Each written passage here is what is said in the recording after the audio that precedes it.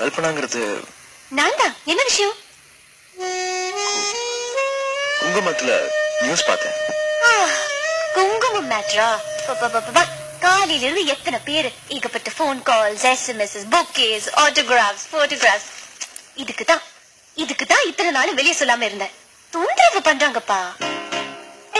Actually மொத அவனை நான் பாம்பே ஏர்போர்ட்ல தான் பார்த்தேன். என்னைய பாத்துட்டு இருந்தா பிளைட்ல பார்த்து எனக்கு பக்கத்து சீட்டு. அவன் தான் சஞ்சய் ராமசாமின்னு அப்ப எனக்கு தெரியாது.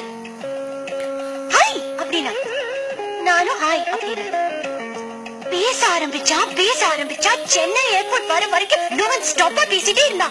அப்புறம் நான் முடியவே முடியாதுட்டேன். ஆள் மேல ஆள் அனுப்புறா, ஒத்த கால்ல நிக்கிறான்.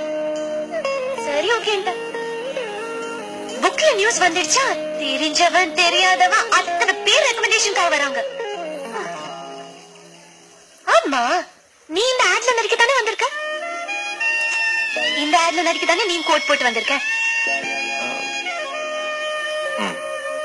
உன்னை செலக்ட் பண்ணிட்டாங்களா? நான் வேணா ரெக்கமெண்ட் பண்ணட்டுமா? லுக், கோட் மாட்டிட்டு வந்தா குவாலியர் ஷூட்டிங்ல கூப்பிடுவாங்கன்னு எதிர்பார்க்க கூடாதுப்பா. அண்ணி அப்பளம், அனல் சேமியான்னு எது வந்தாலும் நடிக்கணும். ஓகேயா? பட் ஒன் திங், டேலண்ட் இருந்தாதான் நான் ரெக்கமெண்ட் பண்ணேன்.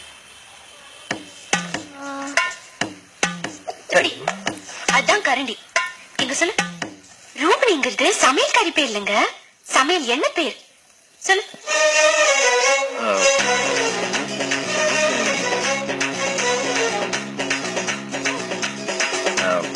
சொல்றேன். சரி விடு, நீ கூச்சப்படுற. உன் நம்பர் கொடுத்துட்டு போ, சான்ஸ் வந்தா நானே உன்னை கூப்பிடுறேன். 9850055555. ஏன் வாய்ஸல் வச்சிருக்கியா? அத போய் எப்பா வாங்கின? சிக்னலே கிடைக்கலையா? டப்பா செல்லு. ஆன்டினாவே கொஞ்சம் ரிப்பே வேடான்னு சொன்னா கேட்க மாட்டேங்கிறான்.